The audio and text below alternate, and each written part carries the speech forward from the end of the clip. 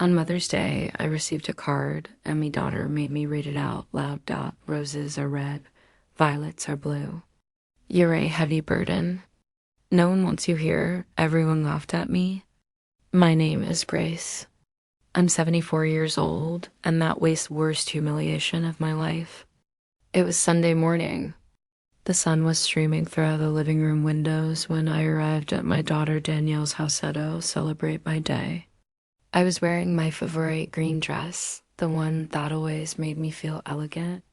I had brought fresh flowers and sweet treats for my grandkids. Grandma Grace, the little one shouted, running toward me. Their hugs filled my heart with joy.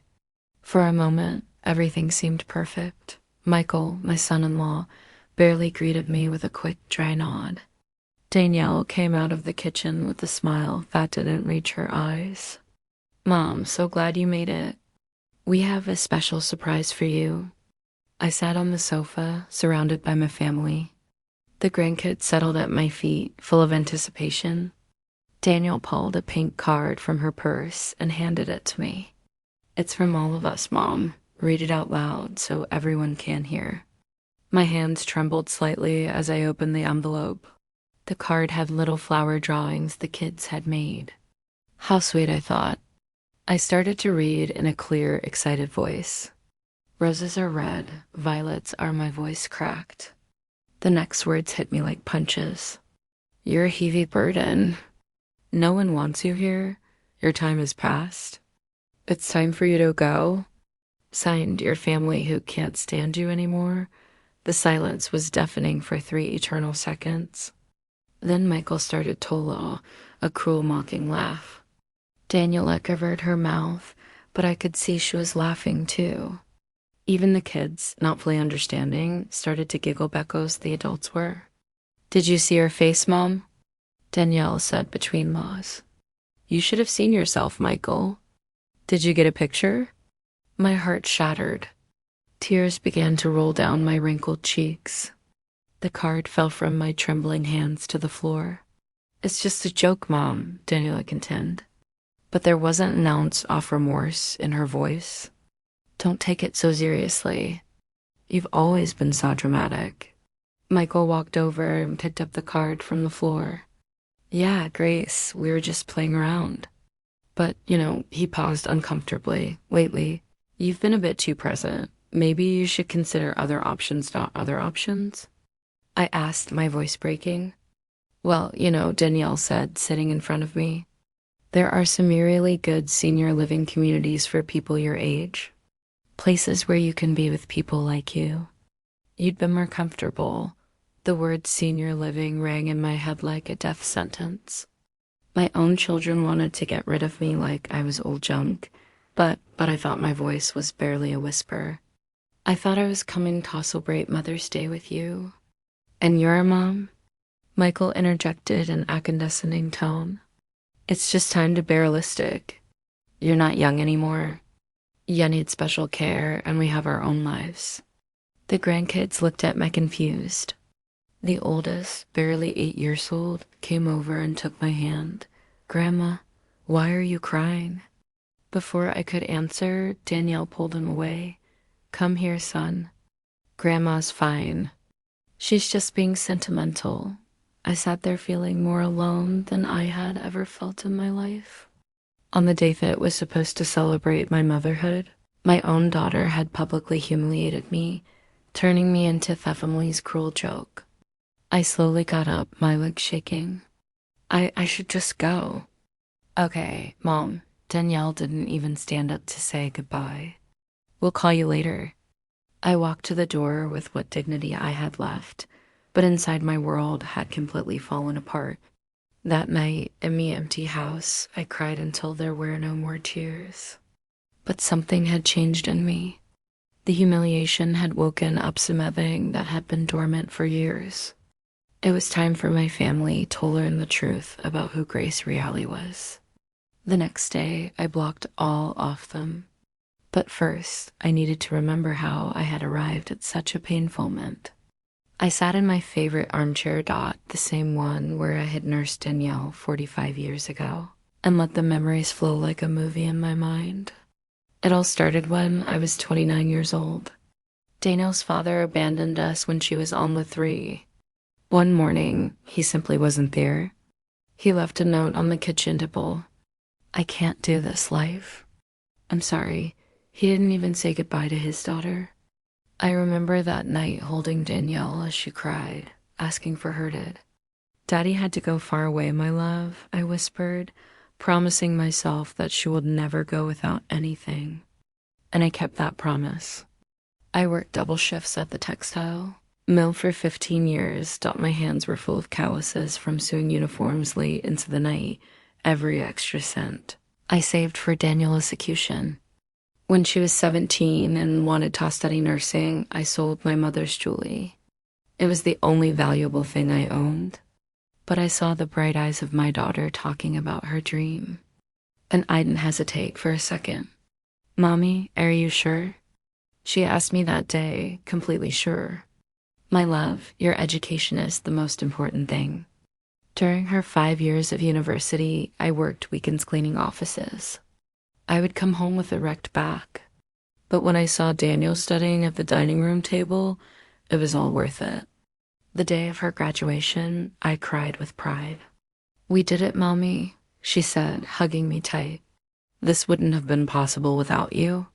Later, she met Michael. At first, I liked him. He was polite, hardworking, and seemed to genuinely love her. When they got married, I paid half of the wedding. It was $12,000 that I had saved for years. But I wanted my daughter to have the wedding of her dreams, Mom. "This is too much," Daniela protested when I handed her the check. "Nonsense," I said, smiling. "It's the most important day of your life. You deserve it." When they bought their first home, it gave them the down payment, $25. It was all I had saved. But seeing them happy in their new home filled me with satisfaction. Then the grandkids arrived. 2 beautiful little ones. Hope came the light of my life. When Danielle returned to work after her maternity leave, I became their free babysitter. Every day for 3 years, I walked 6 blocks to their house at 6 o'clock in the morning. I made the kids breakfast, dressed them, took them to the park, fed them, bathed in them, and read them stories. When Danielle came home from work, the house was clean, and the children were happy. "I don't know what we'd do without you, Mom," Daniel used to tell me in those days. "You're an angel." But gradually, something changed. The thank yous became less frequent. My opinions about the children started to be considered as interference. When it suggested that the youngest needed to see the pediatrician for his persistent cow, Michael told me, "Grace, we're thupperants here." The first time they speakedo me like that, I stayed quiet. I thought maybe I had been too nosy. Then subtle comments started. "Mom, you didn't have the energy you used before watching the kids." "Grace, I think y'all get the kids' vitamins confused again. Maybe you should rest more at home." Booty kept going every day. I kept helping. I kept giving my all. 2 years ago, when Michael lost his job, I started giving them $500 a month so they wouldn't lose the house. "It's just temporary," they said. Just until Michael finds something better. Michael found a new job 6 months later, but they never told me to stop sending money. They just kept receiving IDAs if it were their right. When the kids needed new computers for school, I paid $2,000 without being asked. When Danielle's car broke down, I gave them $4,000 for the repairs. When they wanted to remodel the kitchen, I contributed $8,000. Little by little, I became the silent provider, the one who was always there to solve their financial problems. But Will was no longer invited to important family decisions. A year ago, Danielle organized a family dinner for Michael's birthday. I found out by chance when one of my grandkids mentioned the secret party they had. "Why didn't you invite me?" I asked Danielle over the phone. "Oh, Mom, it was a really small thing, just the 4 of us. We thought you'd be bored, but I saw the photos on social media. There were 20 people, Michael's relatives, whom I knew well. Everyone had been invited except me.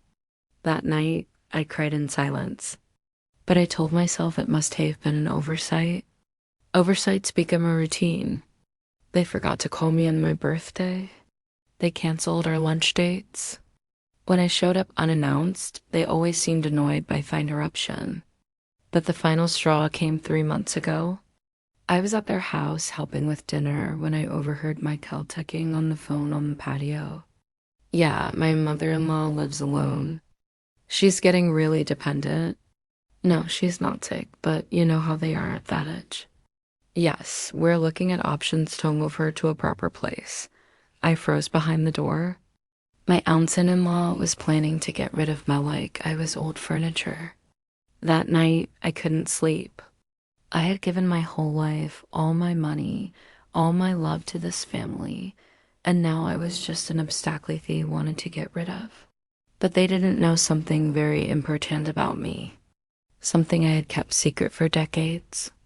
My mother, before she died, had told me about a family property in Nassau, Bahamas, that I inherited when I turned 70. It was a beachfront condo that had been rented out for decades. The money had been accumulating in an account I never touched. I also had investments I made with the inheritance from my Aunt Lucille, who died childless and left everything to me. Bonds, stocks, certificates of deposit, money that grew quietly while I lived on my modest Social Security check. In total, I had almost $400,000 that my family knew nothing about. They thought I was a poor old woman living on government handouts. They didn't know I had been discreetly funding their comfortable life for years, not out of need, but out of love. But after the humiliation of Mother's Day, something inside me broke forever. It was time for them to learn Grace's true value. That cruel card was my wake-up call. One stayed up all night on Mother's Day, holding that card in my trembling hands. The words kept echoing in my head. You're a heavy burden. No one wants you here. But as the tears dried on my cheeks, something strange started to happen. The sadness transformed into something more powerful. Clarity, determination. For the first time in decades, I saw the situation with complete honesty. He wasn't a burden. I was the one keeping them afloat. I slowly got up and went to my bedroom. I took a wooden box from my dresser that I hadn't opened in months. Inside were all my important documents, bank statements, deeds, investment certificates. As I looked through the papers, I did some mental calculation shit, took my breath away. In the last 5 years, I had given Danielle and Michael exactly $67,000. $67,000 that they received as if it were their natural right, while they treated me worse and worse. The down payment on their house, $25,000. The wedding, $12,000 monthly help for 2 years. $12,000 the kids' computers. $2,000 the car repair, $4,000 the kitchen remodel. $8,000 and hundreds of small expenses that added up to $4,000 more. Meanwhile, I was still living in this modest house, wearing the salmon green dress on Sundays, walking to the grocery store to save on gas. But that wasn't what hurt the most. What really broke my heart was remembering how their treatment of me had changed. I remembered my oldest grandson's birthday 6 months ago. I had arrived early to help decorate as I always did, but when I knocked on the door, Michael opened it with a look of annoyance to Grace. The party doesn't start until 3. Why are you so early? I thought I could help with the preparations, I said with a smile. Wouldn't need any help. Danielle has everything under control. Behind him, I saw his mother, Brenda, hanging balloons in the living room. She had been invited to help. I was treated like an unwelcome guest. I can wait outside until 3, I mumbled, feeling humiliated. Don't be dramatic, Mom, Danielle said, appearing from the kitchen, wiping her hands on an apron. You can stay, but don't get in the kitchen. You know, you get confused with recipes. I got confused with recipes. Me, who had cooked for that family for decades. That day, I sat in a corner of the patio like a stranger at my own grandson's party. I watched as Brenda helped with the food, as the other guests complimented her on the cake she had baked. Meanwhile, I, who had paid for half the expenses of that party, was completely ignored. When it was time to sing happy birthday, I stayed in the back while everyone formed a circle around my grandson. No one noticed I wasn't in the family photos. Later that night, my grandson came up to me as I was discreetly picking up some dirty plates. "Grandma, why were you so queer today?" "I was just tired, my love," I lead. "Grandma, Brenda says, you're told for big parties." The boy's words cut through me like knives. Brenda, who was only 3 years younger than me, wasteling my own grandkids that I was told. But even after that humiliation, I kept giving them money, kept helping, kept hoping things would get better. How foolish I had been. I also remembered last Christmas. I had bought expensive gifts for everyone. A new bicycle for the oldest grandson, a tablet for the youngest, French perfume for Danielle, a power tool Michael had mentioned at wanting. I spent almost $3,000 on those presents. On Christmas Eve, I arrived with my hands full of beautifully wrapped packages. The kids ran to me excited, but Danielle quickly carried them over. "Kids, put Grandma's presents under the tree with the others. We'll open them all together tomorrow." My gifts got lost among the mountain of packages they had bought themselves. When it was time to open them, no one mentioned who had given what. The kids vaguely thanked everyone for their gifts, but the most painful part came afterward. I had also brought a special gift for Danielle, a pearl necklace that had belonged to my grandmother. It was an antique piece, valuable and full of family history. "Mom, it's really pretty," Danielle said without venturing it on. "But you know, I don't wear a lot of jewelry. Maybe you should save it for when the grandkids are older." She handed the box back to me without even opening the clasp to see the pearls up close. I had imagined that meant for months, thinking about how my daughter would look, wearing the same pearls that had adorned 3 generations of women in our family. That night, in my empty house, I cried, hugging the little pearl box. It wasn't the monetary value that hurt. It was the total indifference to something that came from my heart. But the final straw came 2 months ago when I got the flu. I was in bed for a week with a fever of about 102. I couldn't cook, could barely get up to go to the bathroom. I called Danielle to ask if she could bring me something to eat, or at least ask how I was doing. "Oh, Mom, we're so busy right now. Michael has a big project at work. Andy, I'm on a double shift at the hospital. Can't you ask a neighbor?" "But honey, I can barely walk." "Mom, you're not a little girl anymore. You have to learn to take care of yourself.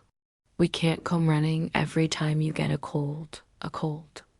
I had a high fever and sheckled it a cold. She hung up and didn't call back all week.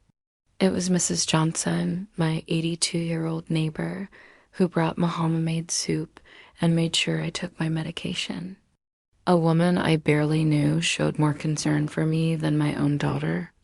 When I finally recovered and returned to my routine of visiting my family, no one asked how I had been. It was as if that terrible week had never happened. And now, sitting with those bank documents in front of me, I understood with painful clarity what my real place was in my family's life. I wasn't the beloved grandmother. I was the emotional ATM. When they needed money, there was grace. When they needed a free babysitter, there was grace. When they needed a scapegoat for their frustrations, there was grace. But when Grace needed love, care, respect, or simply a phone call during an illness, Grace didn't exist. That night, I made the hardest decision of my life. I took out my old laptop and logged into my online banking for the first time in months. I had to make some important changes. First, I canceled the automatic $500 monthly transfer to Daniel's account. Second, I closed the joint savings account we had opened for family emergencies, which only they used. Third, I changed my will. Everything I had designated for Daniel and Michael would now go to a foundation for abandoned seniors. And fourth, I did something I never thought I would do. I bought a plane ticket. It was time to see that property in Nassau I had inherited. It was time to start the life I deserved. But before I left, I was going to make sure my family understood exactly what they had lost. It was Tuesday morning when I executed my plan. I had slept for only 3 hours. But for the first time in years, I felt completely awake, completely determined. I got dressed in my most elegant gray suit, the one I had bought for Daniel's university graduation, Buff had barely worn. I carefully applied my makeup and styled my hair into a sophisticated bun. I wanted to look like a powerful woman I really was, not the needy old lady they thought I was. First, I went to the bank. My financial advisor, Mr. Henderson, was surprised to see me so early. "Mrs. Grace, how can I help you today?" "I need to make several important changes to my accounts," I said in a firm voice. Over the next 2 hours, I completely reorganized my finances. I canceled all the automatic transfers to Danielle's accounts. I closed the joint account we had opened 3 years ago. It transferred money from my investments to my main checking account. "Are you sure about these changes, ma'am?" Mr. Henderson asked, clearly worried. "These are very big moves." "Completely sure. It's my money and I can do what you want with it." Then I went to my lawyer's office, Mr. Franklin, who had handled my family's legal affairs for decades. "I need to completely change my will," he announced without preamble. Mr. Franklin, an older man who had known me since Danielle was a child, took off his glasses and looked at me with concern. "Grace, is everything okay?" "This is a very drastic change." "Everything is perfectly fine. For the first time in years, I see things with total clarity." I explained exactly what I wanted, everything I had designated for Daniel and Michael would now go to a foundation for homeless seniors. I also established a trust for my grandkids that they couldn't access when they turned 25 and on life they maintained genuine contact with me, not out of family obligation. "Grace, don't you think you should think about it for a few more days? These decisions are irreversible. I've had 74 years to think about it. Mr. Franklin and the last 5 years have taught me everything I needed to know." Isn't the documents with a steady hand? There was no shaking, no doubt.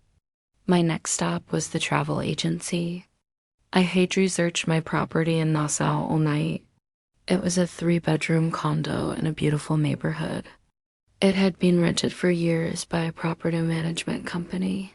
Generating income method it was accumulating in a bohemian account I had never touched.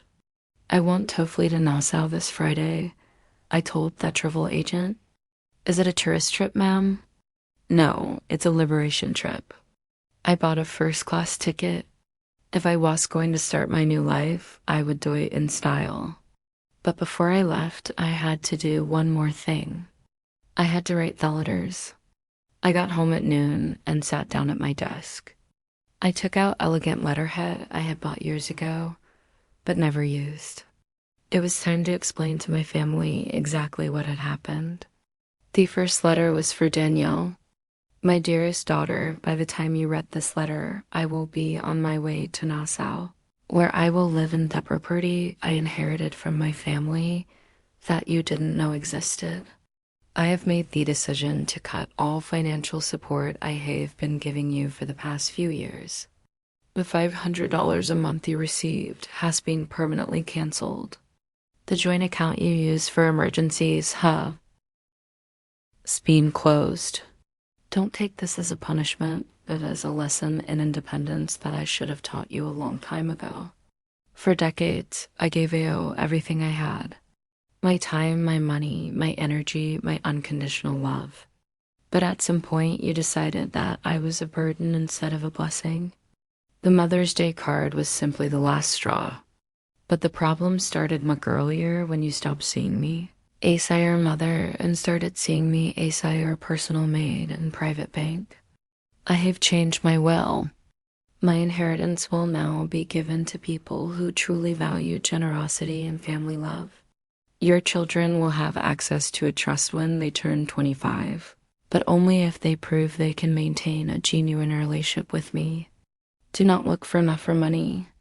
Do not call me to ask me to come back. Do not send the grandkids to emotionally manipulate me. If you really want to get your mother back, you're going to have to prove that you value me for who I am, not for what I can give you. Your mother, who has finally learned to value herself, Grace. The skin letter was for Michael. Michael, I never saw you as just my son-in-law. I accepted you as the son I never had. But you turned me into the awkward mother-in-law you wanted to get rid of. I heard your phone. Conversation 3 months ago, when you were talking about finding a proper place to move me as if I were old furniture getting in the way. What you didn't know is that a proper place was always in my hands. I have a property in Nassau, investments that generate more money than you make in a year, and the financial freedom to live wherever and however I choose. For years, I quietly funded your comfortable wisely. I paid for repairs, helped it with expenses, covered emergencies. I did it out of love, not obligation. But you interpreted my generosity as weakness, my availability as dependency, my love as an annoyance. Now you will have to stand on your own 2 feet. After I finished the letters, I put them in an envelope and left them on my coffee table, ready to be discovered. Then I sat in my living room, smiling that it had taken me 74 years. But I had finally learned the most important lesson of my life. You teach people how to treat you by what you are willing to accept. For decades, I accepted Kremsif love because I was afraid of being alone. But it turns out that being alone was infinitely better than being with people who didn't respect me. And now that I had learned that I wasn't really alone at all, I was free. I was going to Nassau.